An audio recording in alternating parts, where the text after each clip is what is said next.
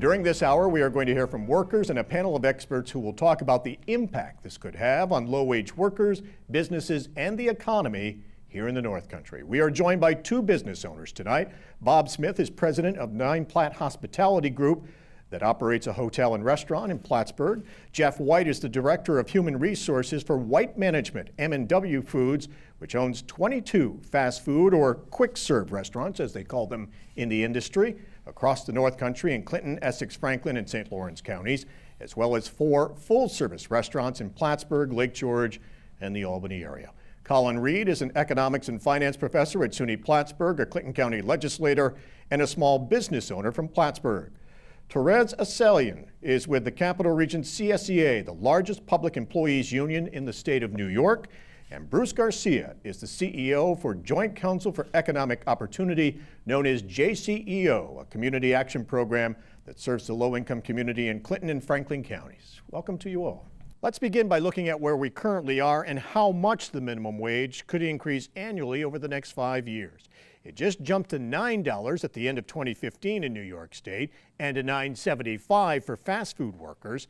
It will go up to $10.75 at the end of the year and then increase about $1 more an hour each year until it hits $15 in 2021. It's on a faster track in New York City to go up to $15 in 3 years. So the governor says this is spread out enough over 5 years to give low-wage workers a significant and badly needed boost in pay and give businesses and the economy time to adjust and absorb the increased cost. Will it? Do you agree with that? I think the initial change to $9 an hour is something certainly is well-deserved and needed. I think as you move into the next phase to a dollar or $10.75, that's almost a $2 increase, 18%. I think that that's going to be a more difficult pill to swallow and will definitely result in some higher cost of items at the restaurant level, at least, and obviously it's going to affect retail in general. Then the dollar increase over time, I think that's going to be something that probably can be absorbed with time, and that's the whole problem, that this has not been addressed routinely every year, and it goes in fits and starts, and that creates a problem. Well, one of the other problems is that with fast food alone going to $9.75 this year, each year it begins to distance itself from the rest of the businesses.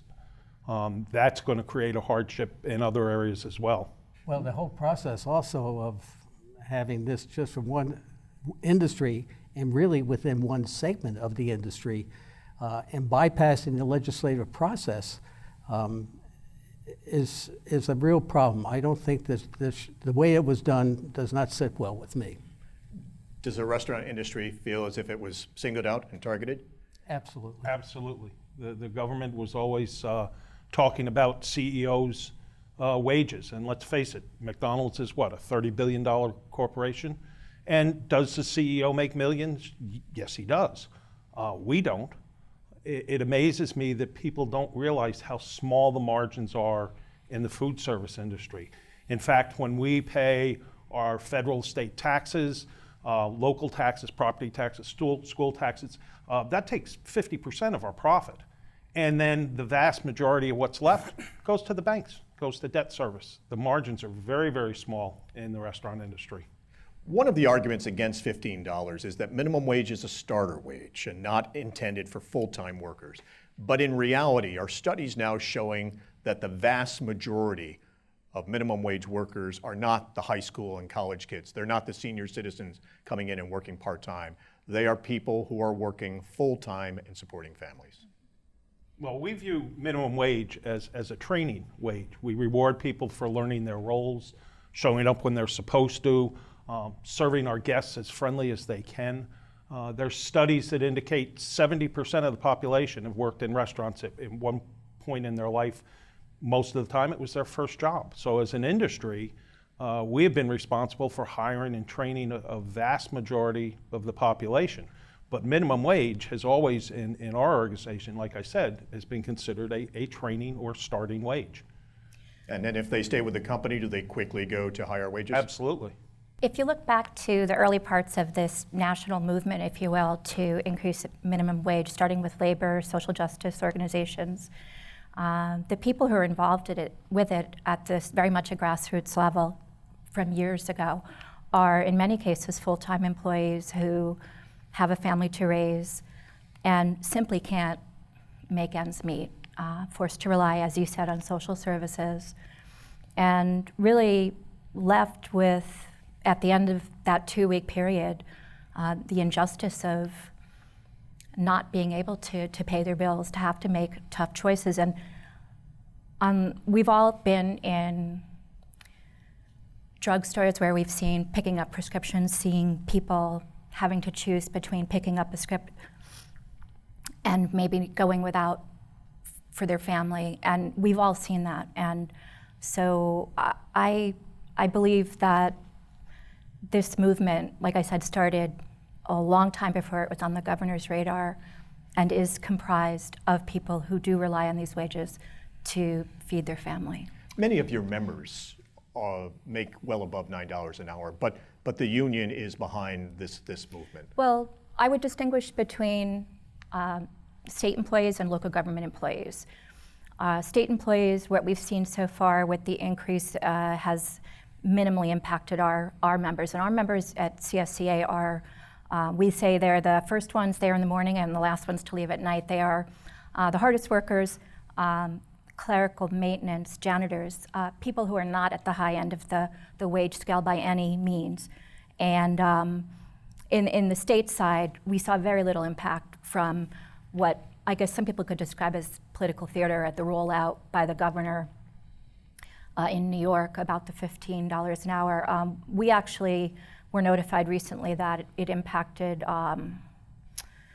excluding SUNY, about 200 people, 70 of whom, or rather 170 of whom are seasonal employees at Parks and Rec. So very little impact on the state side. And how many employees do you represent?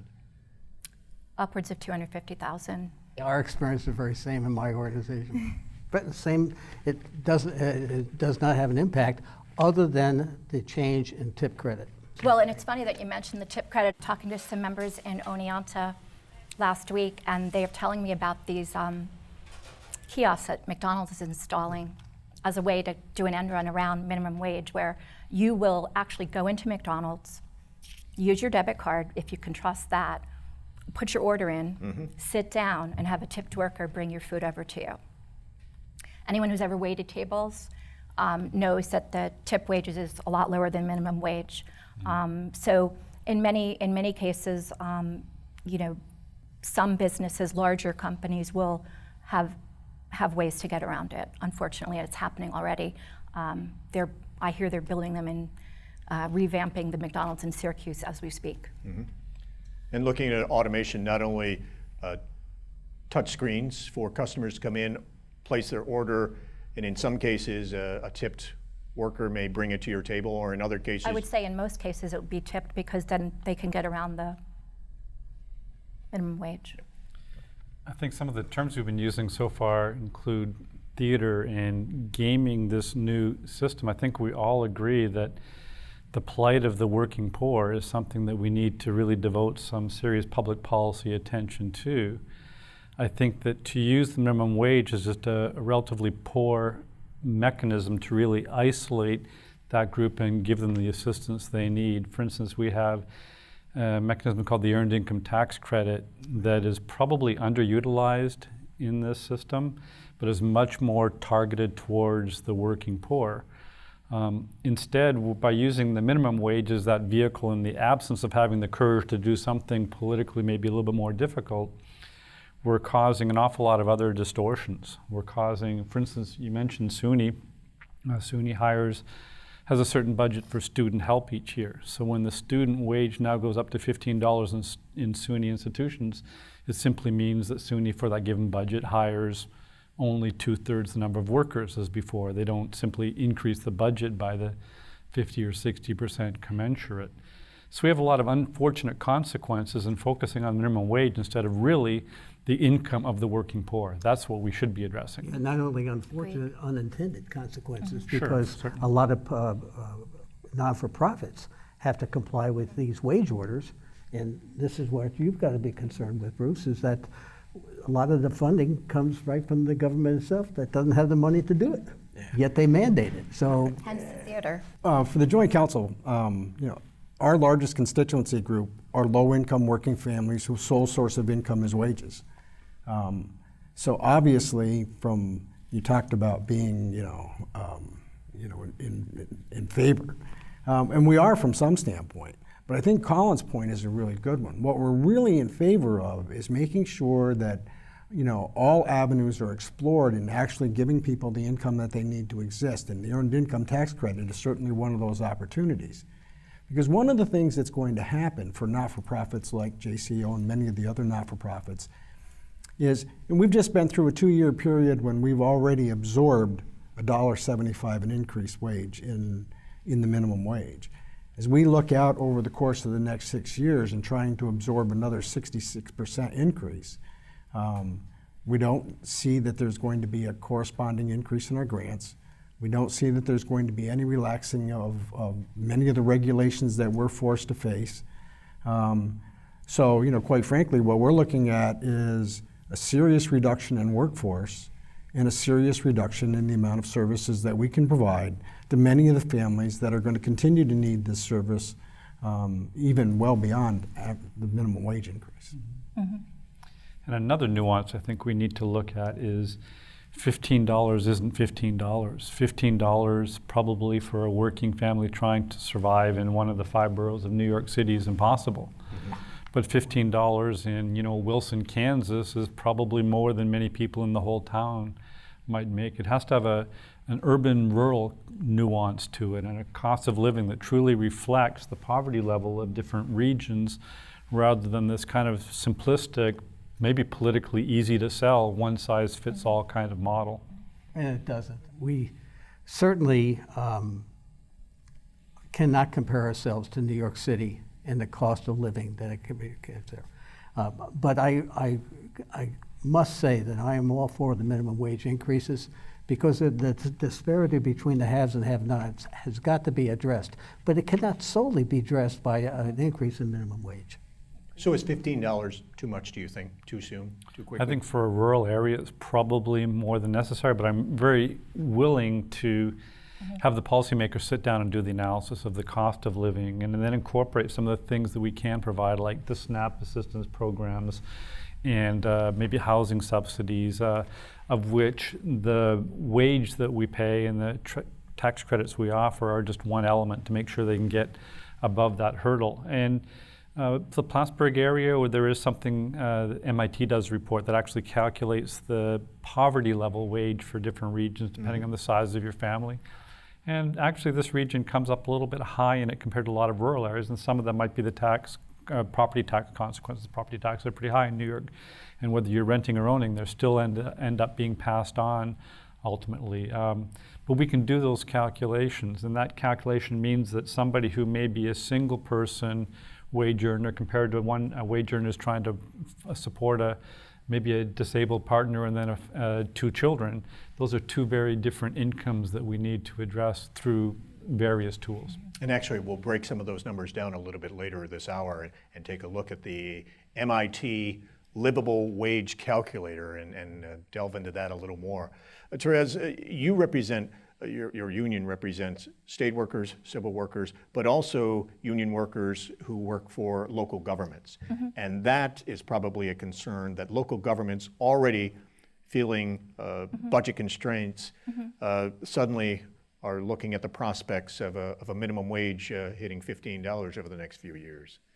Well, I think it's sort of in line what Bruce is talking about with nonprofits. When you think about historically the way social services and other areas that impact the working poor have been funded, it's been non-existent. And so if you think about a governor's budget proposal, that's sort of a wish list. It doesn't always, there's this dance that happens that we're undergoing now, and then we see where we end up. So this number 15 Obviously, that's echoed from the national movement. Whether that materializes at what number, we shall see. But I think what the problem is that as it relates to local governments, the tax cap is putting the squeeze on I just did a story about our members in the city of Troy dealing with the water main break, infrastructure. There's no money. The person I interviewed said that maybe if they won the Powerball, they might be able to replace some of the old pipes in the city of Troy. And it's unfair that local governments are waiting for some type of help and they're just not seeing it from the state level.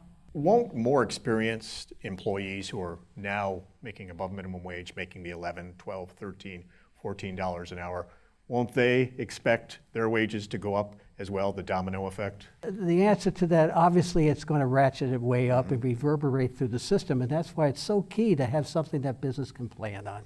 Have some sympathies for the small business person who at $15 an hour, they'll probably be making less than some of their employees, and they certainly work long hours. They just don't have the latitude to up the prices across the spectrum like a Walmart might. So I think if anything, and we did see this, we actually saw Walmart start voluntarily up their wages because they know they have the pricing power and the ability to do that. And that really, this mechanism almost plays into their hands a little bit, making those small mom and pops that are just trying to struggle living next to a Walmart be that less competitive without that ability to pass those costs on so easily. And there's $15 an hour, that works out to somewhere around $32,000 a year. Many small business owners don't make that kind of a wage, so it's an interesting dynamic. They'll resort to just having to hire less people and then working even longer weeks, and that's just really not all that sustainable. After years of complaints about their low wages, not offering their employees benefits, you mentioned Walmart, certainly within the past year, has started raising its minimum wage, $9 this past year, $10 this year in April. Other retailers, the Gap, Target, others looking to do the same. What's driving their decision to do this? Well, I think they recognize it's inevitable, and they obviously want to compete in that workforce and be able to attract the workers over in their direction compared to the other more peripheral sectors like the mom and pops. So I think they're just preempting this a little bit, and if it doesn't hurt for them, I'm sure, to get a little bit of good PR at a time they probably need it. That's true, but it also doesn't hurt to have employees who might stick around a little bit longer if they're if they're able to pay their bills. I'm sorry. In answer to the question, our employees did expect something. And we evaluated each employee, and everyone did get a raise. Now, it wasn't exactly the same percentage across the board, but we like to reward their longevity and experience. And it might be a good opportunity to note that this wage order does not apply to quick serve restaurants that have less than 30 units. So how is that fair? How did they come up with the number 30? Any No idea? idea. You have 29. It doesn't affect you if you have 30 or more, it does. Yeah. And it's really frustrating because there's many of us who have this as a career profession, have treated our employees properly and with benefits, including 401ks, sick pay, vacation pay, disabilities, dental, health care. And unfortunately, what gets the news are the ones who have not and are just paying bare minimum wage. And and we're all lumped together in the same boat. I have to echo what Bob says, because our company provides all that, always has. And it is unfair to get lumped in with people who don't. You We pay have to benefits accept it, to the though. majority of your employees? They're available to the majority of employees, and as well as a 401k, PTO is available. I mean, obviously, there's a criteria that has to be met, but it's available, it's there. I always take exception to the term not-for-profit or nonprofit. I mean, we're still a business, and we still have to operate as a business. And, you know, our circumstances are somewhat different because we're grant funded. But to give you an example, when we look at our Head Start program serves 330 children and their families in Clinton and Franklin counties. Very labor intensive. And you look at what the impact is going to be able to continue to operate that program effectively. There's really only one option. We have to completely change the model. We're obviously going to have to reduce the number of children and their families that we serve.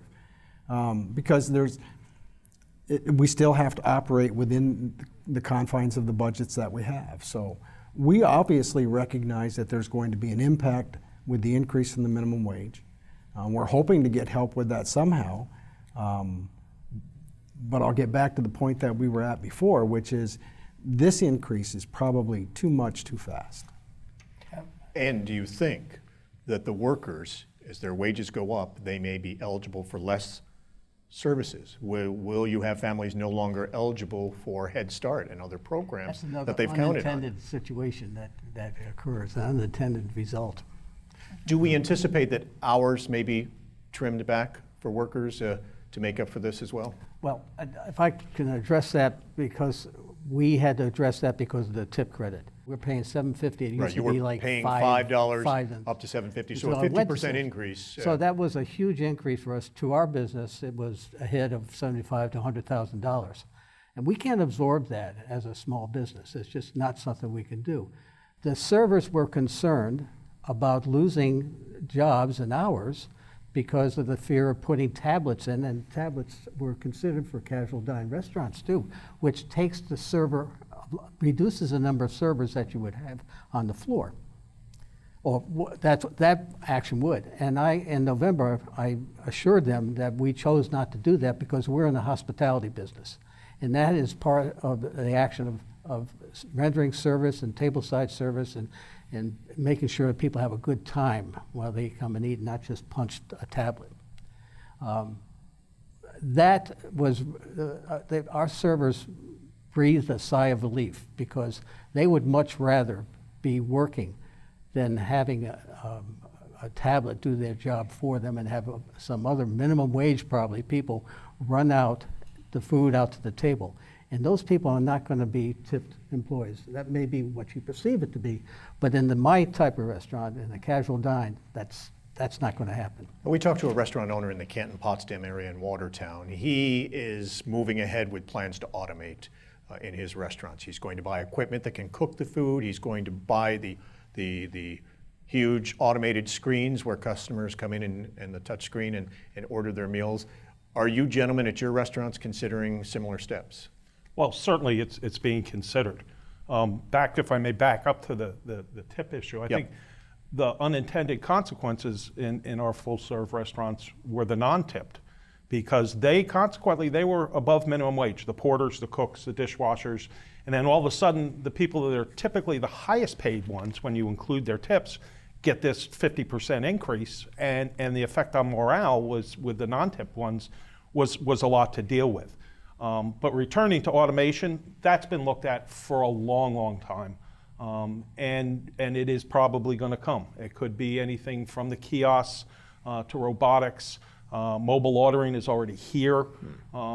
Outsourcing order taking, where someone might be typing in the order into our computers via the internet. All those things are going to be considered just because we have to. Now, whether they're all going to come true or not, I have no idea. But they've been looked at for a long, long time. Yeah. Jeff, Bob, will you have to look at cutting back hours or even cutting For the positions? moment, we took that off the table. As did we. We can't. We can't do that to our customers, as Bob, we're in the hospitality industry. And we need to maintain our quality and speed of service. So, at this juncture, the answer to that question is no, we're not cutting back hours. I would have a very hard time thinking that we would ever do that. I have an aversion to that. So do you raise prices? We have to. Have to. We had to. We recently took a price increase, but we, unlike others, and the non-for-profit or in government, have let's take Walmart for instance. If they were in the restaurant business, which I guess they are, they sell hundreds of thousands of products and they take small incremental increases. We took a look at our menu and said, okay, how many beverages do we sell? What's the frequent items that we have, and can we make up the difference by taking small marginal increases on something that is ordered frequently? So we can minimize some of that impact, but nevertheless it does have an impact. we can absorb this one. And with so many quick serve locations, do you look at closing any of those, the least profitable? Tom, that's not as simple as it sounds. When we open these restaurants, we take out bank loans, just like you do when you buy a house. And you have a house, and for some reason, maybe interest goes up, your property taxes goes up, insurance goes up, utilities go up. You can't just walk away from it. We can't either. Many of the steps taken by the governor to increase the minimum wage for state workers, for civil workers, for university workers, for the fast food workers, was either done by executive order or the wage board. Now, to expand it out to every public and private worker in New York State, he needs the legislature's approval for this. The North Country delegation seems reluctant to go along with this. Do you think that this is going to have a tough go getting through the legislature? Probably not so much through the Assembly, maybe a little bit No, harder Democratic through the Senate, controlled obviously. Assembly, but the And Senate dominated Republicans have in- been against it. Many business groups in New York are adamantly opposed to it, saying in their words it could be catastrophic. Would it have that severe of an impact, do you think, on the economy up here in northern New York in a more rural area? Let me add another dimension to this. What we know is very important in our local economy is our relationship with Canada. We have some major employers in this area that also do almost the same operation just north of the border, and they're taking advantage of access to different markets. Already the Canadian dollar is significantly depreciated. So a $15 US minimum wage works out to closer to a $23 or $24 Canadian wage. So if they're looking at paying $15 to one of their American workers versus $24 to one of their Canadian workers, they realize is they can get Canadian work at quite a bit cheaper than that. And I'm just fearful that kind of, adjusting this by fiat and legislation without doing that hard-nosed business and public policy and analysis could really hamper a county like ours that is trying so hard to work across this border. Bombardier, Nova Bus, you think companies like that would reconsider expansions or even whether to stay in Clinton County if costs go up this much? Heck, I can't imagine them not considering it. They're already Certainly, they're already considering it just based solely on the difference in the exchange rates right now. We then add on another 60% premium to wages potentially, and they would almost have to take that seriously into an account. We're going to take a short break here. When we come back, we'll discuss whether $15 an hour is a livable wage. And we'll hear more from the governor on why he believes $15 an hour is a reasonable rate. Say farewell to Downton Abbey with Mountain Lake PBS. See the 2-hour finale on the big screen with an afternoon tea on Sunday, March 6th at Cumberland 12 Theater in Plattsburgh. Join us for a delicious afternoon tea with mimosas and Bloody Marys, participate in an upstairs-downstairs costume contest, and get an advanced viewing of the 2-hour finale on the big screen before it airs on TV. Tickets are $30 in advance and $40 at the door. Learn more and reserve your seats online at mountainlake.org.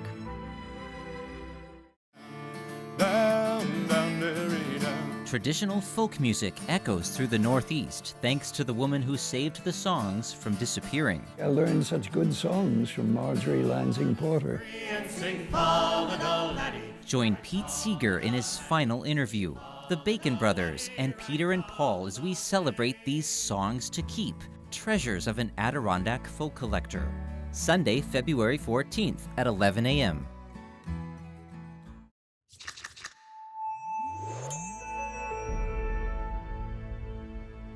Welcome back. We're expanding Mountain Lake Journal to a full hour this week to focus on the push to raise the minimum wage in New York. Now, if you're tuning in for New York Now, you can watch it at a special time this week, Sunday at 5 a.m. So set your DVR. Governor Cuomo's proposal to phase in the $15 minimum wage is supported by 2/3 of New Yorkers. That's according to a new Siena College poll that's out just this week. 65% support the wage hike. 33% oppose it. The governor's plan has about 80% support in New York City and about 50% upstate. During his State of the State address, the governor said a $15 an hour wage is reasonable if it's phased in over the next several years. My proposal to go to $15 is reasonable. It is phased in over an amount of time to allow the economy to grow and to adjust while we expand the number of people participating in that success.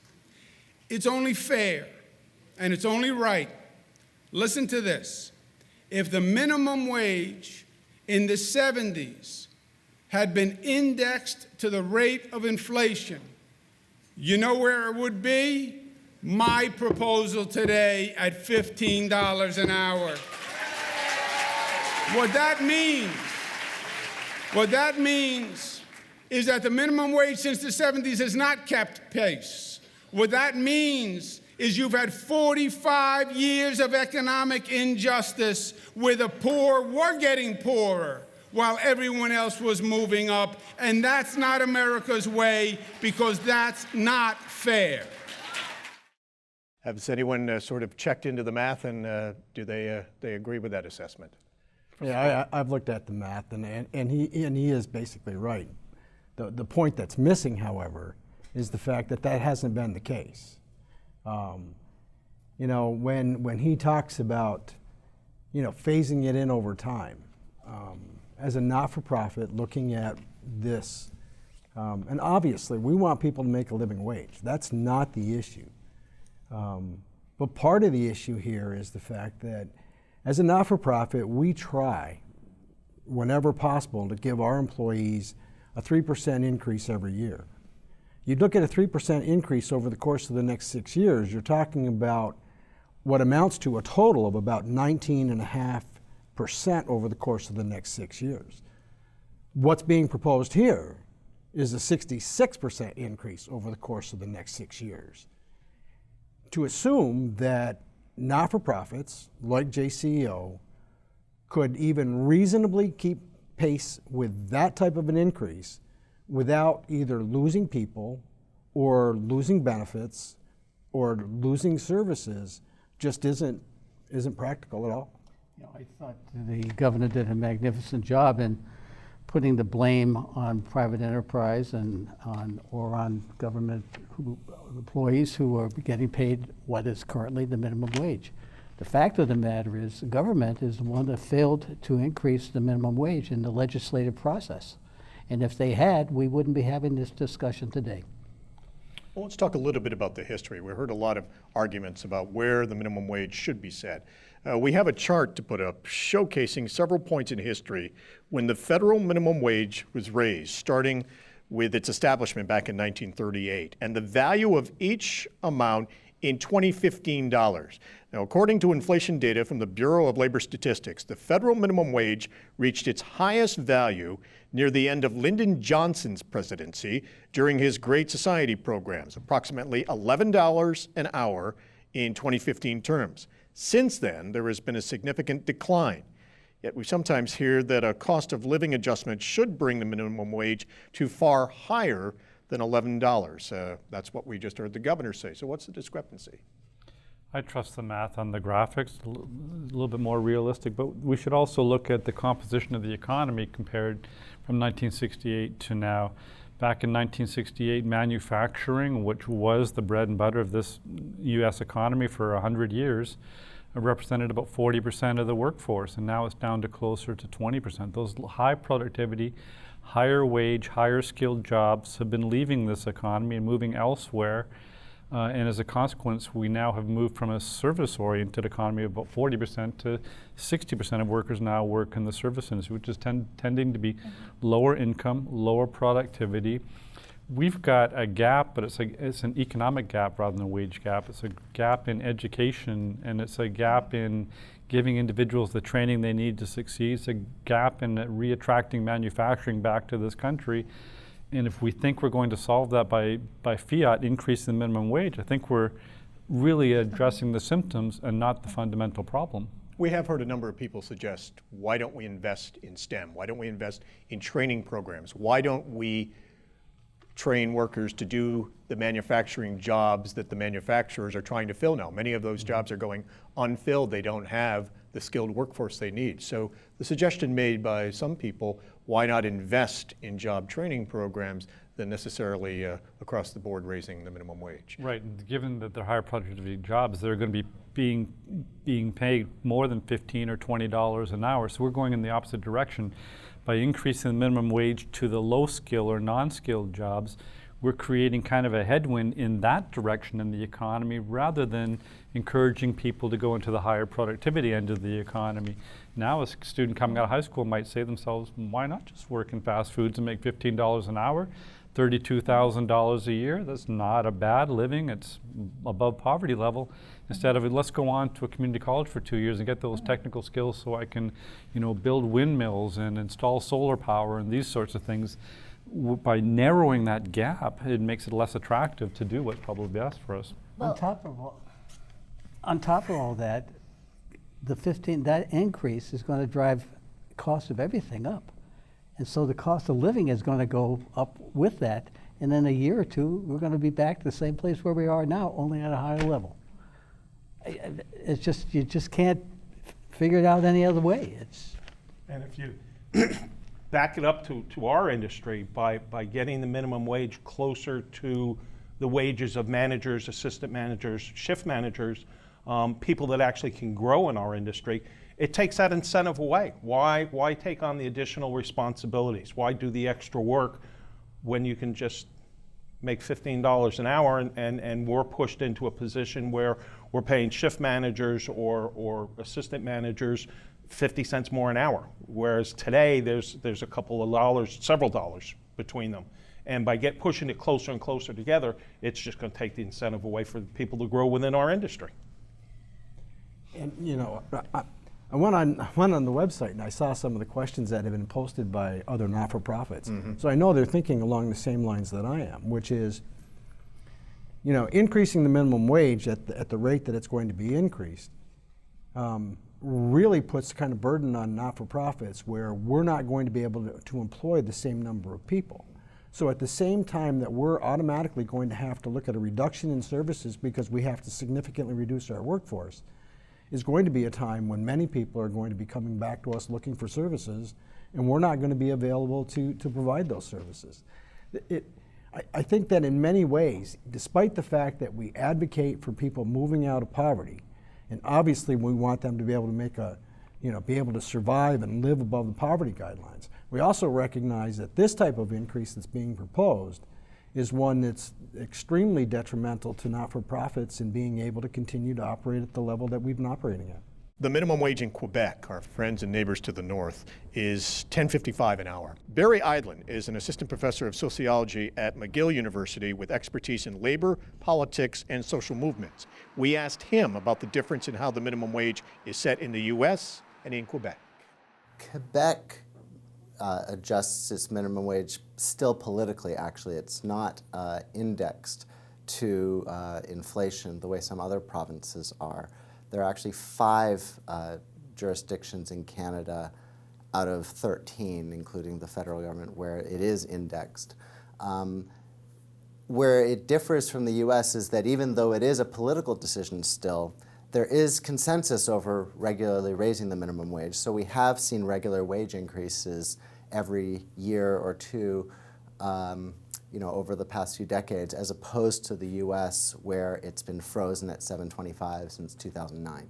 The big difference is that there is a general consensus, so whether whichever party's in power, you've had these increases in minimum wage, whereas in the US, the minimum wage has become a political football, where it's enmeshed in the partisan gridlock. Keeping the minimum wage as this partisan gridlock essentially is social policy by default, because with every year that the minimum wage is not raised, you're effectively cutting people's wages. The common argument used against minimum wage that it affects, that it decreases employment and raises prices for consumers. The actual empirical research on this shows that there is actually very negligible employment and price effects. The effect, for example, of raising the minimum wage in the fast food industry to a level of around $12 an hour or something like that in US dollars would only add a few cents to a $3 burger or $4 burger, for example. Raises a number of interesting points. What particularly caught my attention is let's spin it forward a couple of years, and I think we all agree that it's a good idea to have regular increases in the wage like they do in Quebec rather than play this political football we do in the States. But in 2 or 3 years' time, when we might be finally converging onto a $15 minimum wage here, they're going to be up to somewhere around $11.50 an hour. You convert that Canadian price to an American price, and from purchasing power from one country to another, that's not a fair comparison, but that works out to about a wage in Quebec that is about $7.50 an hour in the United States at current exchange rates. And why that's valid is, again, through those cross-border companies are thinking, should we employ a worker at $7.50 an hour in essence in Canada in American dollars versus $15 an hour in New York in American dollars, and the economics are troubling. Livable wage. A number of cities across America have livable wages. Burlington, Vermont, across the lake, has a livable wage. About almost $14 an hour if you receive health insurance, if your employer offers it. So about $16 an hour if they don't.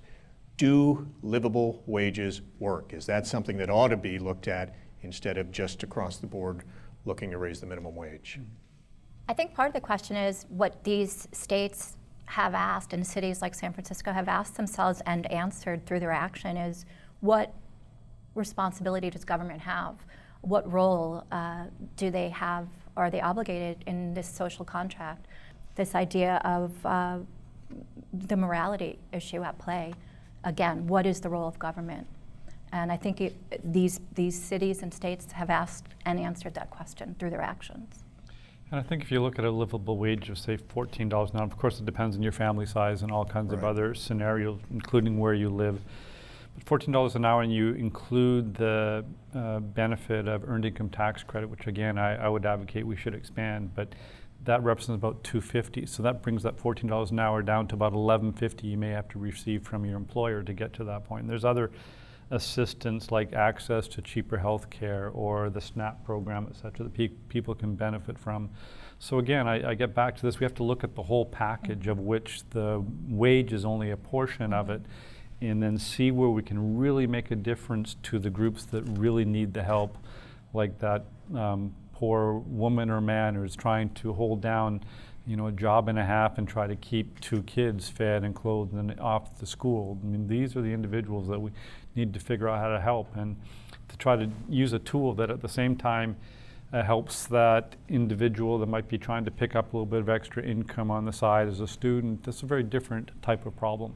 You mentioned the MIT calculator that you can punch in. We punched in Clinton County, and these are numbers based on 2014. If you're a single adult supporting yourself, it said the livable wage in Clinton County, New York was about $10.30 an hour. But if you start adding children that you're responsible for, you factor in your housing, your food, your transportation, your medical, the cost starts shooting up. For one child, it's about $23. For 2 children, it gets up into the $30 range, and right at $30. And then for 3 children, we don't have it on the screen, it's up to $41.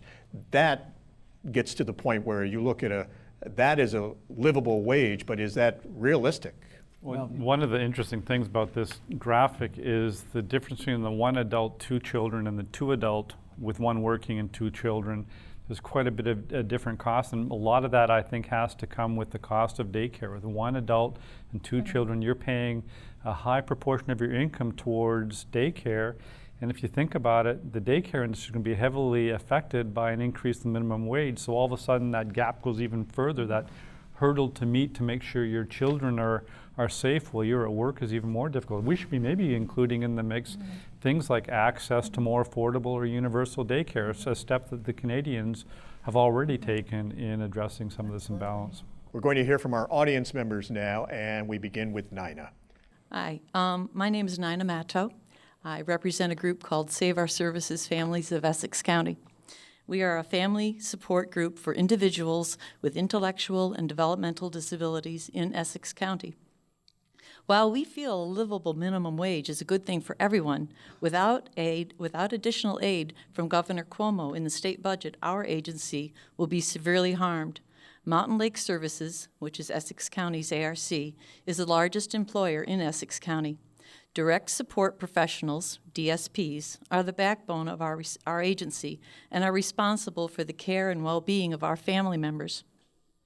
They also deserve a pay raise, yet with the recent cuts in funding to support the disabled, Mountain Lakes cannot afford to give them what they deserve. It is already extremely difficult to fill all the staffing needs, especially in our houses that are close to tourist centers such as Lake Placid. With increases in funding for fast food workers, filling those direct support positions would be nearly impossible. The point is very simply this, that when you look at not-for-profits, we have developed our agencies and developed our programs based upon the sizes of the budgets that we have.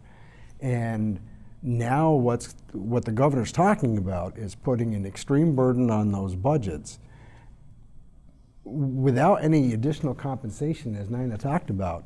Obviously, not-for-profits are going to be in a situation where services are going to have to be reduced. Not-for-profits, because we're not manufacturers, we're not in the service industry, we are traditionally heavily employee-based. We're not, that's what we do. When those wages go up, obviously there's going to be a corresponding decrease in the amount of people that we can employ. I think it's appalling what's happening to the most vulnerable populations in this state. And again, I keep going back to this moral issue. How can nonprofits continue to operate and provide the services? How can schools continue to function and provide a quality education to our students without some help? And until they get that in Albany, I don't know what it's going to take, but until that happens, unfortunately, there's a lot of hardship out there, and there's a lot of people kind of floating around, adrift, waiting for someone to throw them a life jacket or something. That's what it seems like. And it's every year, it's the same dance we do.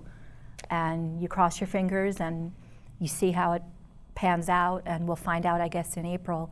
But it's hard to be optimistic sometimes. April is when. It can be a real downer, actually. April is when the budget is due, and we'll see if it gets passed by lawmakers. Yeah, we'll see. One of the biggest problems with this whole thing with quick serve restaurants was the way it came about. All we want is a seat at the table to ensure that some of the ramifications that are going to affect other industries are taken into consideration. And how could that possibly have been done when just sitting here tonight we've heard of all the impact it could have, the ripple effect that it could have when it was done by a wage board instead of our legislators. Do you have any recourse? We know that the wage board that was challenged by the National Restaurant Association, it was upheld, but has the National Restaurant Association talked about legally challenging this? It is actually before the appellate division of the Supreme Court now. The National Restaurant Association asked for, and the motion was approved for an expedited hearing. It's my understanding that will be heard by the court in April of this year. And yes, we hope it to be found unconstitutional, so moving forward, we can work with the Assembly and the Senate.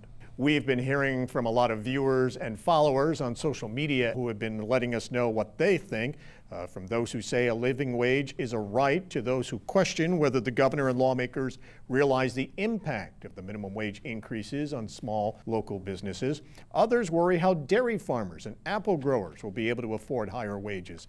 You can visit our webpage and our Facebook page to read more and join in on the conversation.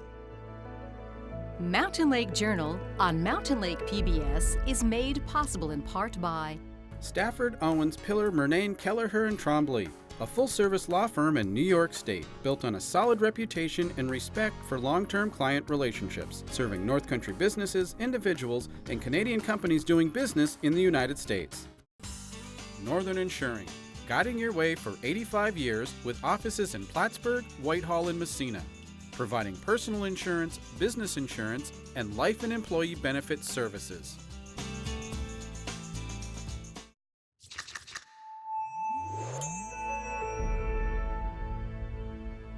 We want to thank our panel, our audience, and you, our viewers.